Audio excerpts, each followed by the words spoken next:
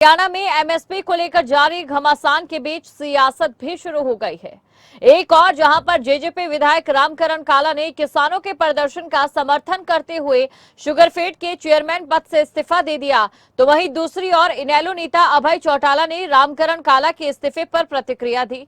उन्होंने कहा कि अगर किसान हितैषी हैं तो विधायक पद से इस्तीफा दे, और क्या कुछ उनकी ओर से कहा गया वो आपको दिखाते हैं।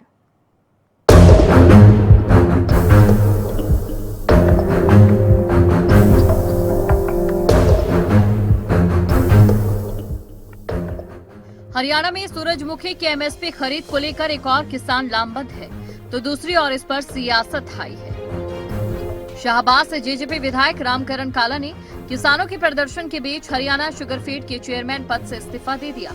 रामकरण काला ने बुधवार को इस्तीफे देने का ऐलान किया था और सरकार को चेतावनी दी कि जिसके बाद गुरुवार को रामकरण काला ने इस्तीफा दिया।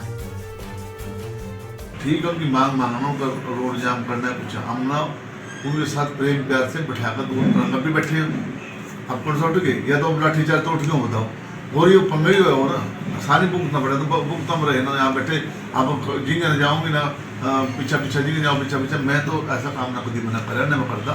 ठीक है, मैं सरकार के साथ था और मैं अपने डिप्टी सीएम के साथ जो ना करना वो उसके साथ। वहीं रामकरण काला के इस्तीफे से प्रदेश में सियासत एक बार फिर गर्मा गई। एक और जहां किसानों के मुद्दे पर विपक्ष पहले ही हमलावर था, वहीं अब रामकरण काला के इस्तीफे के बाद विपक्ष को एक और मुद्दा मिला। इसी बीच रामकरण काला के इस्तीफे पर जब इनेलो नेता अभय चौटाला से सवाल किया तो उन्होंने कहा कि चेयरमैन पद से इस्तीफा देने से कुछ नहीं होगा, अगर किसानों के हितैषी हैं तो विधायक पद से इस्तीफा दें।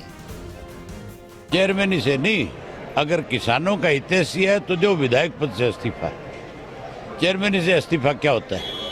चेयरमैन तो वैसे ही चली जाएगी, अब ये तो थोड़े दिन का ही है। तो ये कह करके बलि का बकरा ना बने।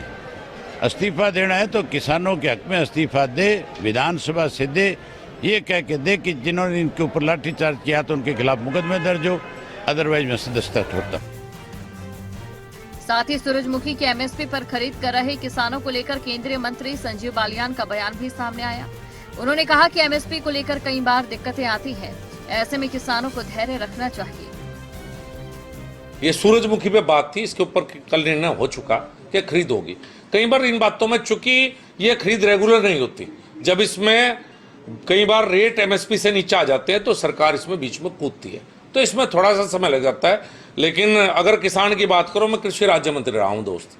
जब 2022 में 2014 में मैं इस मंत्रालय में गया तो पूरे देश का कांग्रेस ने जो बजट दिया था उस साल 22,000 करोड़ रुपए बजट था इस पूरे मंत्रालय का, कृषि मंत्रालय का।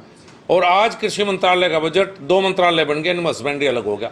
कृषि मंत्रालय का बजट है 1,25,000 करोड़ रुपए, और मेरे मंत्रालय का एनिमल हस्बेंड्री का जो 2014 में 1,500 करोड़ बजट था ना, उसमें एक योजना एफएमडी वैक्सीनेशन की 12,500 करोड़ की है। तो इतना अंतर किसान के लिए आया है। भाषण तो पहले अगर किसान की सब समस्याएं दूर होगी होती 60 साल में जो कांग्रेस ने राज किया, हमें तो 9 साल हुए राज में।